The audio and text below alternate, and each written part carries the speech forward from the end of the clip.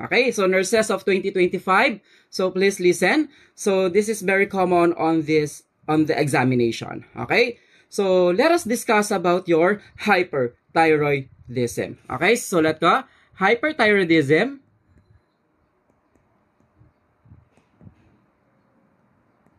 Hyperthyroidism is what? Hyperthyroidism is hyperthyroid state resulting from hypersecretions of thyroid hormones. Ano daw yon? Ang sabi is hyperthyroid state resulting from hypersecretion of your thyroid hormones. So mataas po, okay? Hypersecretions of thyroid hormones. And what these hormones? Okay? So ano daw yung hormones na mataas dyan kapag may hyperthyroidism? So remember your T3 and your T4. Okay? Yan yung dalawang hormones or thyroid hormones na tumataas kapag meron tayong hyperthyroidism. Okay? But guys, ano ang function sa katawan natin ng T3 and T4? Okay, para lumabas yung tinatawag natin mga signs and symptoms later. Okay? So, what are the function of your T3 and T4? Okay? So, what are the function of your T3 and T4 is to regulate, okay? To regulate body metabolism. Ano daw yon, Sir Jeff? Ang sabi, kapag daw, sabi, is the function of your T3 and T4 is to regulate body metabolism. Okay, so this is the function of your T3 and T4. Okay? So now, sa normal individual, okay, walang pagtaas ng T3, walang pagtaas ng T4. So ibig sabihin, normal ang kanyang body metabolism. Okay? Sa normal individual, walang pagtaas ng thyroid hormones na tinatawag nating T3 and T4. So wala tayong problema, wala tayong makikitang manifestation or abnormal manifestation sa pasyente. Okay? However, kapag ang pasyente natin is hyperthyroidism, mataas si T3 at si T4. Okay? Kaya meron tayong irregular or tinatawag nating hindi normal yung kanilang body metabolism. Okay? So now, remember, meron tayong glucose sa katawan. Okay? Yung glucose dapat kasi magre-react siya sa loob ng cell. Okay? Pag nag-react siya sa loob ng cell, so yun yung tinatawag nating body metabolism, normal physiology. Okay? And meron tayong tinatawag na byproduct. Okay? Meron tayong products. Okay? Number 1, ano yung byproducts kapag normal pa tayo? Okay, we're talking about the normal first. Okay? Para mas makuha natin. Okay? So, byproducts is your ATP. Okay? The body metabolism will give you the products. Or yung tinatawag natin byproducts. Okay? So, first is your energy. Okay? So, this is what we call your energy. Okay? Next is your, there is what? Water. Okay? So, nagbibigay din ang ating body metabolism or nagre-regulate ang ating body metabolism ng ating water production sa katawan. Okay? And number 3, kung normal ang ating body metabolism, so nagre-regulate din siya ng ating body temperature. So yan yung tatlong products ng ating body metabolism. Ibig sabihin, pag normal individual ka, wala kang hyperthyroidism, normal ang iyong ATP, normal ang water production mo, at normal din ang body temperature natin. If wala tayong pagtaas ng ating thyroid hormones, specifically the T3 and the T4. So those are normal. Now, let us proceed with your hyperthyroidism. So, okay, going back to your hyperthyroidism. Okay, so hyperthyroidism, again guys, is there is what? Hypersecretion of your thyroid hormone. So, walang regular. Okay, hindi nare-regulate ang ating body metabolism. So, now, punta tayo sa mga sign and symptoms. Okay, so guys, so sinabi dito, may byproduct daw or merong byproduct ang ating body metabolism. Okay? So, number 1, simulan natin sa ATP or energy. Okay? So, kapag masyadong mataas ang ating energy sa brain, okay, it can give you what? It can give you the manifestation, okay, is your irritability. Okay? Irritability. Ang pasyente daw na masyadong mataas ang ATP, okay, or ang energy due to your increased T3 and T4 in the brain, okay, it can give you what? Irritability. Irritable ang pasyente natin dyan. Okay? Irritable sila. Okay? Nakakatulog ba sila ng ayos? Of course not. Okay? So it can give you letter I again, your insomnia. Okay? It can give you insomnia. Okay? Next. There is also increase, okay, ATP or energy in the heart muscle. Okay? So pag mataas ang energy or ATP sa heart muscle natin, masyadong nagpo-produce due to your T3 and T4 production. Okay? So it can give you what? It can give you palpitation. Okay? Palpitation, or yung tinatawag natin in a medical term is your tachycardia. Okay? It can give you tachycardia. Okay? In your arms, okay? Okay? In your arms, kapag masyadong madaas ang ating ATP sa muscles, okay? Sa muscles, okay? It can give you what? It can give you tremors. Okay? It can give you tremors. Okay? So those are the sign and symptoms related to your ATP, which is the energy on the part of the brain, on the heart, and in the arms. Okay? So next is your number 2. Number 2, there is what? Another product is water production. Okay? Water production.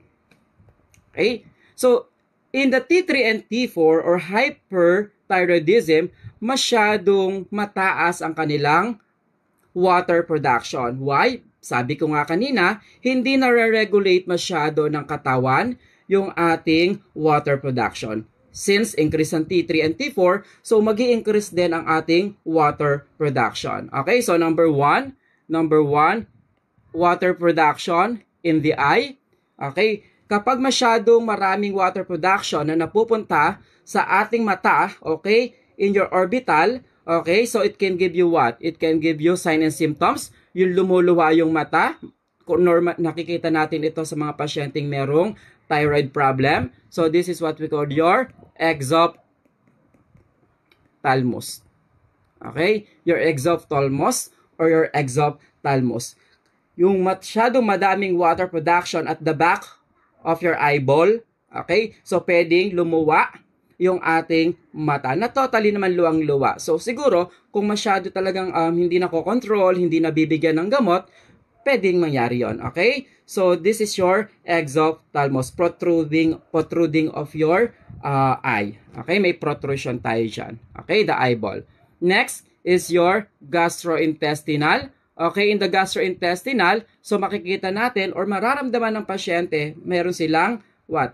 Increased peristalsis movement in your gastrointestinal, and it can give you what? It can give you signs and symptoms of your diarrhea. Okay? Diarrhea. Okay? Kasi mataas ang kanyang water production. Okay? So, diarrhea ang atin dito. Okay? And increase ang kanyang muscle movement as well. Okay? Kaya nagkakaroon tayo ng increased peristalsis movement. That can also relate with your diarrhea. Okay? Next, on the skin of the patient, okay, sa skin ng pasyente, ano mapapansin natin? Okay, masyado silang shiny. Okay, shiny yung kanilang skin in the extremities. So, hindi sila dry. Kasi nga, mataas yung production ng ating water sa ating katawan because of your T3 and T4 is not regulated. Okay? So, masyadong mataas. So, this is what we call your sweating or profuse sweating. Okay? Sweating. Next is your number 3 byproduct of your body metabolism is your body temperature. Okay? The body temperature. Guys, okay? Dahil nga hindi nare-regulate masyado yung ating T3 and T4 which is your thyroid hormones. So, nagkaroon tayo ng increased body metabolism. Okay? And one of the byproduct is your body temperature. Okay? The body temperature. There is what? Excessive heat production. Sobra-sobra. So, magbibigay tayo ng excessive heat production. Okay? Heat production. Okay? So, dito nangyayari yung ating sobrang init ng katawan ng pasyente. So, ayan. Okay? So, those are the sign and symptoms. So, sige, sulat ko ulit. Okay? So, ilagay natin sa pinaka-simplest way. Okay? So, we have your what we called sweating. Okay? As your sign and symptoms. Okay? Nothing to memorize. Okay? Your sweating. Okay? So, isa-isahin natin. Ang sabi natin kanina, okay? There is what? Okay? There is what? Sweating. Okay? Kung makikita nyo dito, meron tayo sa skin. So, sulat natin dito is your sweating. Okay? So, masyadong pinagpapawisan ng pasyente. Shiny ang kanyang skin. So, due to your excessive water production. Due to your increased T3 and your T4. Next, W. Okay? The W. What is W? Okay? So, since ang pasyente natin guys is nagdiarrhea, okay? Ito, may diarrhea tayo. Okay? Diarrhea. So, ang pasyente natin pwede magkaroon ng weight loss. Okay? Pwede magkaroon sila or magmanifest ng weight loss. Okay? Weight loss due to your increase in increased peristalsis movement.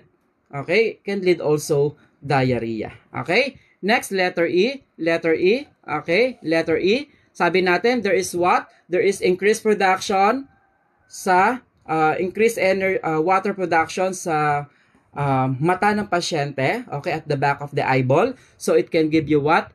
Okay? Exophthalmos or exophthalmos. Okay? Next is your letter A. Letter A. So, ang pasyente natin, okay? There is what? There is increase in appetite. Okay? There is what? Increase in appetite. Okay? Lagi rin silang gutom. Ayan. Okay? There is increased appetite. Okay? Letter T. Letter T. Okay? Ano sabi natin kanina? There is increased energy. Okay? Ang taas daw ng ATP niya sa kanyang muscle. Sa arms. Okay? So, or body muscle. So, it will give you what? Tremors. Okay? Fine tremors. Okay? Meron daw silang tremors. Okay? So, tremors. Next one. Okay? Next one. Next one. So, meron tayong tremors dyan. Next is your letter I. Ano pa? Ano sabi dyan? Sinasummarize lang natin. Letter I is what? Letter I is your intolerance. Meron tayong heat production. Okay? Intolerance. Intolerance to what? Intolerance to heat. Okay? Nagkakaroon tayo ng intolerance to heat. Okay? There is what? There is intolerance to heat or heat intolerance. Okay? Next one, letter N. Letter N. Ano pa yung manifestation na pinapakita ng mga yan ng pasyente natin? There is what? Increased palpitation since mataas ang what? mataas ang kanyang heart rate. Okay, so patients may manifest also your nervousness. Okay, the nervousness. And your letter G, okay, letter G, okay, in the sweatings to complete the sign and symptoms. Okay, so meron tayo gastrointestinal problem. Nakita natin, meron tayo dyang gastrointestinal. It can lead to your diarrhea. Okay, so this is your manifestation when it comes to your hyperthyroidism. Okay, so are we clear? So, okay, ulitin natin before we proceed to your nursing intervention. Okay, so let's start again, guys, para hindi malimutan. Okay, so hyperthyroidism is hypersecretion of your thyroid hormones. Okay, your body will release more secretion. Okay, it can lead to your increased T3 and your T4. And the function of your T3 and T4 is to regulate body metabolism. Okay? Regulate body metabolism.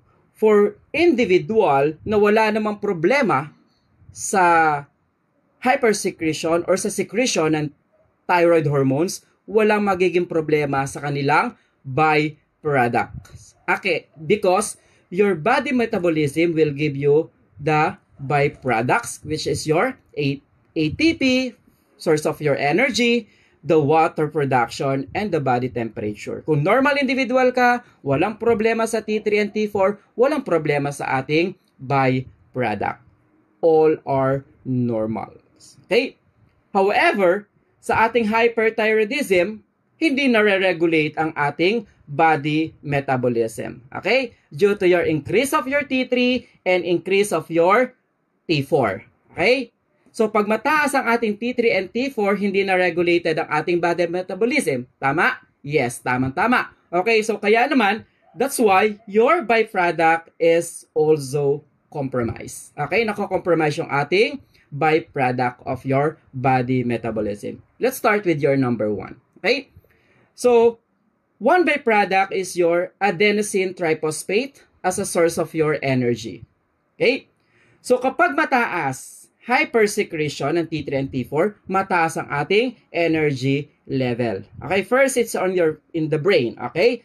Doon sa brain natin, mataas ang ating energy sa brain natin. So it can lead to your irritability and your insomnia.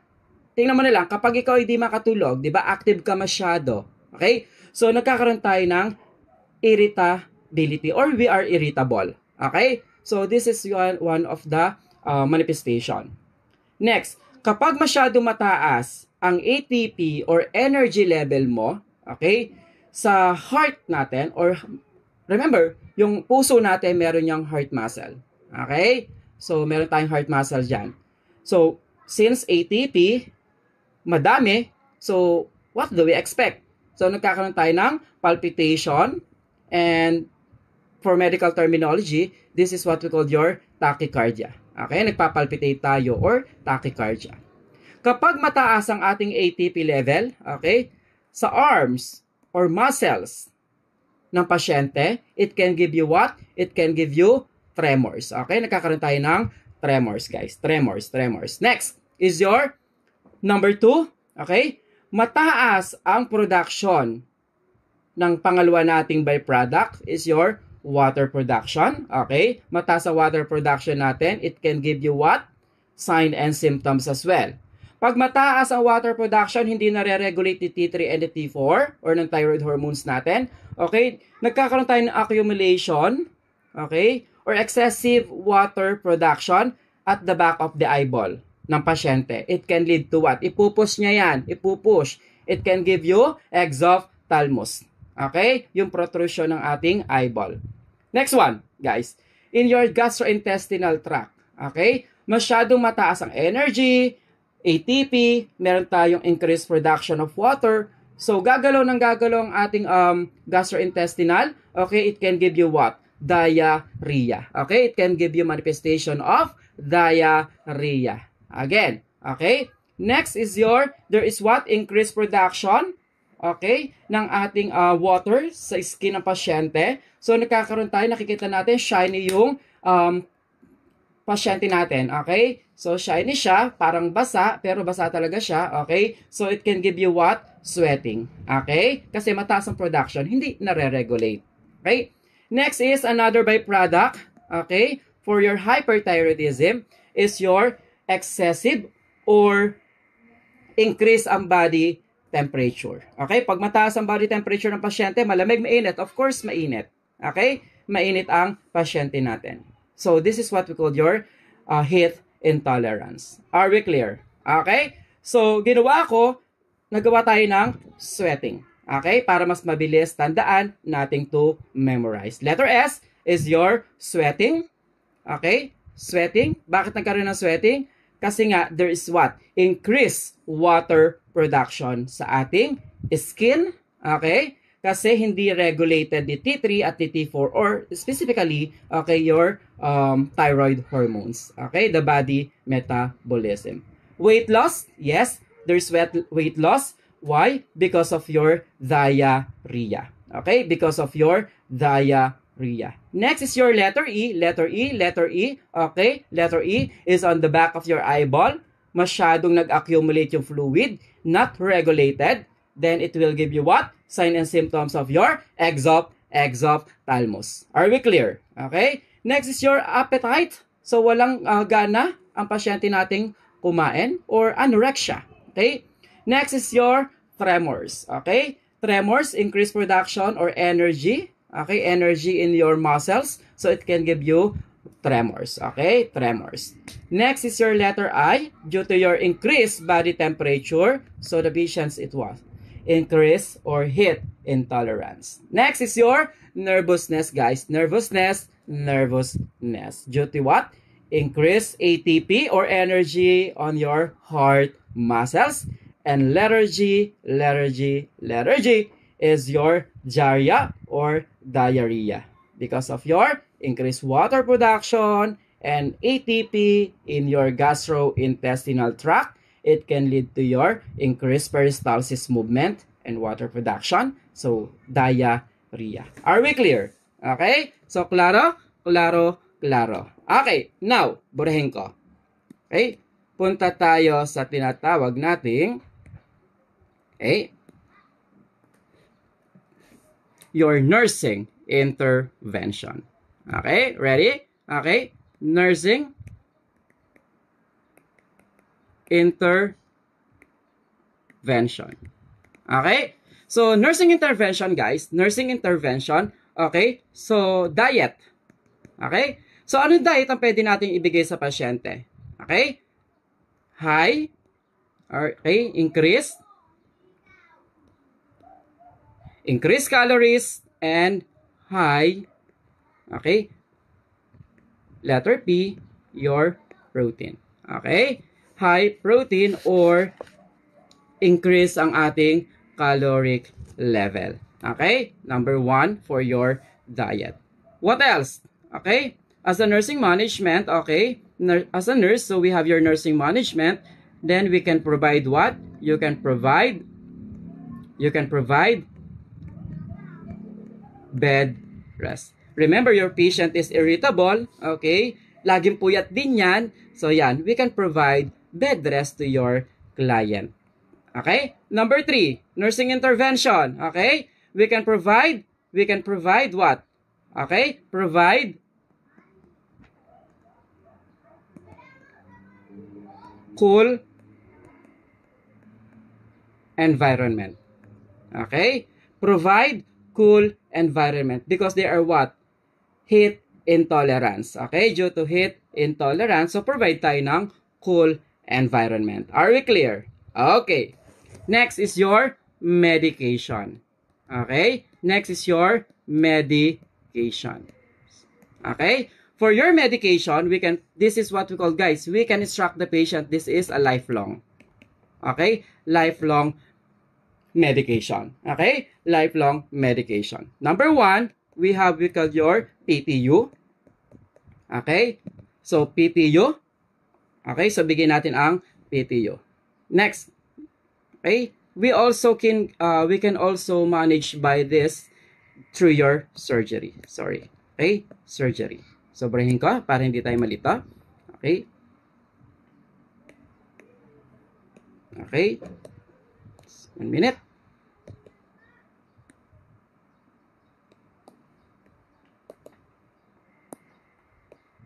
Okay? So, PTU, this is lifelong. Okay? Lifelong. Okay? Next one is your surgery. Okay? In the surgery, we have your tinatawag nating removal of your thyroid. Thyroidectomy. Okay?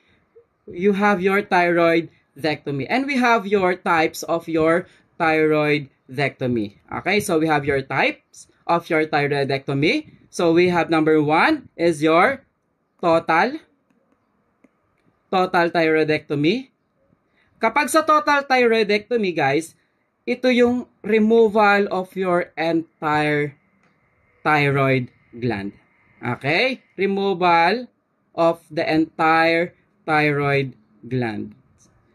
And the second type is, okay, meron tayong tinatawag na partial. Okay?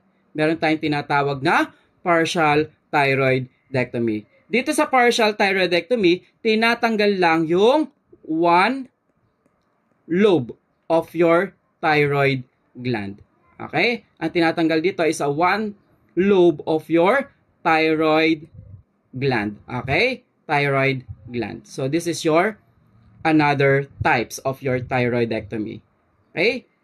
On the third one, okay, or pangatlo na uri ng ating thyroidectomy, ito yung sinasabi nating subtotal.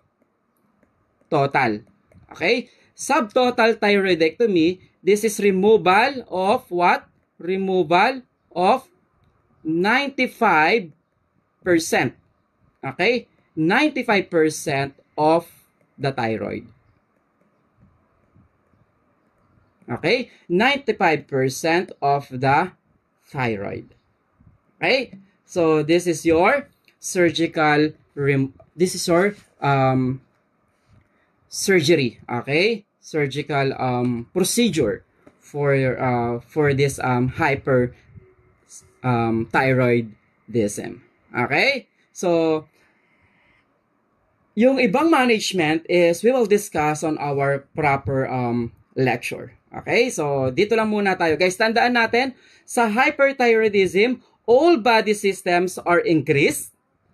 All body system are increased except, okay, sabi, lahat daw, all body system are increased. Okay? All body system are increased except, okay? Except saan? Except is your weight. Because sabi natin kanina, may weight loss due to your diarrhea. Very good. Weight loss and menstruation. Okay? Except your weight loss and your menstruation. Okay? So, all body system is increased except sa weight and menstruation. Okay? So, klaro? Klaro? Klaro. So, once again, thank you so much for your listening and I hope may natutunan tayo. Okay, thank you. See you sa next video natin. Thank you so much.